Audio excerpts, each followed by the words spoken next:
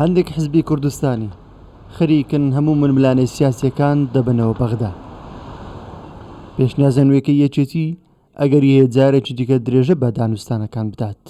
کاتێک لەگەڵ ئەوەدایە لە بەغداوە چارەسەرێک بۆ پرسی یاسای هەڵبژاردنی پەرلەمانی کوردستان بدۆزرێتەوە.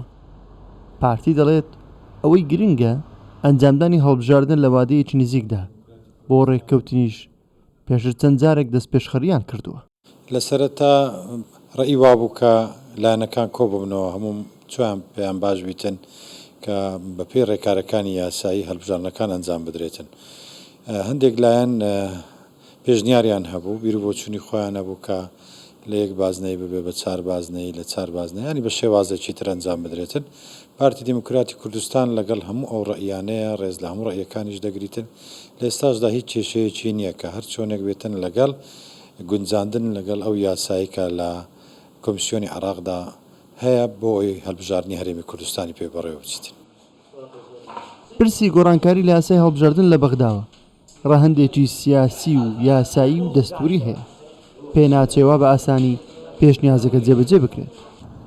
شارەزای دەستوری دەڵێت لە دەستوری عێراقدا ئەم بابەتە گەڕێنراوەتەوە بۆ هەرێمی کوردستان.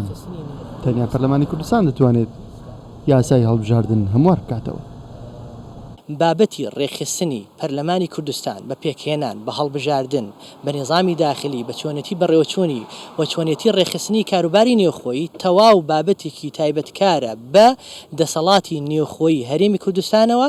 هیچ ڕێسایەکی دەستورینی ڕێگە بدا بە پەرلەمانی عێراق ڕێخستنەوە بۆ کاروباری نێو و ئەساساتی نێو هەرێمی کوردستان بکە.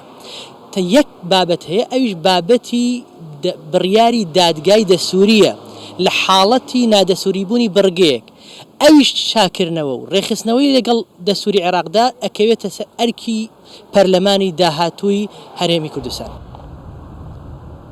جگە لەو یاسا و بڕیارانەی لە ماوەی درێژکردنەوەی تەمەنی ئەم پەرلەمانەدا دەرچوون، هەموو یاسا و بڕیارەکانی پێشووتر بەرکارن و لە بەغداش دانپێدانراون بە یاسایی هەڵبژاردنی پەرلەمانی کوردستانیشەوە.